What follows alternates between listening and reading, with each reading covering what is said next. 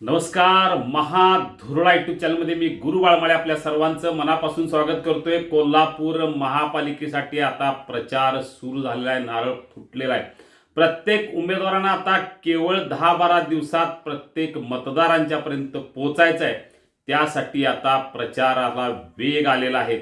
आज आपण पाहणार आहोत प्रभाग क्रमांक 20 मधील महायुतीच्या भाजपच्या अधिकृत उमेदवार नेहा अभय तेंडुलकर यांचा परिचय. खरं तर नेहा तेंडुलकर हे नाव घेतलं की लक्षात येते की स्वराज्य महिला मंचच्या वतीनं त्यांनी गेल्या काही वर्षात केलेलं प्रचंड काम. पती अभय तेंडुलकर यांच्या खांद्याला खांदा लावून गेले अनेक वर्षे नेहा तेंडुलकर हे अतिशय चांगलं काम केवळ प्रभाग नव्हे तर प्रभागाच्या आसपास सुद्धा करत आहेत.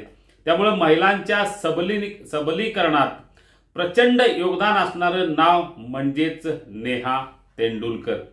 मुळात अभय तेंडुलकर हे सामाजिक कार्यकर्ते, समाजासाठी काहीतरी करायला हवं या इच्छेनं या समाजकारणाने राजकारणात त्यांनी भाग घेतला.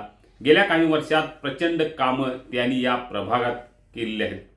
जे विविध कामं म्हणजे रस्ते, गटर्स याच्या पलीकडे जाऊन रस्ते आणि गटर्ससाठी त्यांनी प्रचंड निधी आणला. एकेका रस्त्यासाठी 1-1 कोटी 1.5 कोटी निधी त्यांनी आणलेला आहे. म्हणजे देवकर पालनचे साई मंदिर ह्या रस्ता असू दे त्याला 1.5 कोटी रुपये आणलेले आहेत. आणखीन काही रस्ते आहेत त्यासाठीही जवळजवळ 1 कोटी निधी त्यांनी आणला आहे. म्हणजे किमान 10-15 कोटी रुपयेचा निधी त्यांनी भागातल्या विविध कामासाठी आणलेला आहे. त्यामुळं काम हेच महत्त्वाचं असं मानून ज्या अभय तेंडुलकर यांनी कामाला सुरुवात केली त्यांच्या बरोबरीनं नेहा तेंडुलकर यांनीही सर्व क्षेत्रात निश्चितपणे काम केलेलं आहे. म्हणजे अगदी त्यांच्या या कामाबद्दल त्यांना भारत सरकारचा पुरस्कार मिळाला. अनेक ठिकाणी गौरवही झालेला आहे. विविध दैनिकांनी त्यांचा कामाचं गौरव केलेला आहे. बुद्धिबळ स्पर्धा असू दे, मुलांसाठी कॅम्प असू दे, महिलांसाठी विविध उपक्रम त्यांनी विशेषतः राबवलेले आहेत.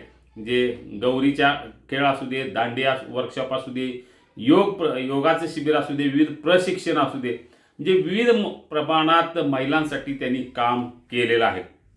गणपती सजावट असू दे, नवरात्रोत्सवात विविध कार्यक्रम त्या सातत्यानं घेतात. महिला दिनी विविध स्पर्धा त्या निश्चितपणे घेतात. गारमेंट, कापडी बॅग यांचं प्रशिक्षण असू दे, पणतीचं प्रशिक्षण असू दे, त्यांचं कायम महिलांसाठी धडपड ही सुरू असते.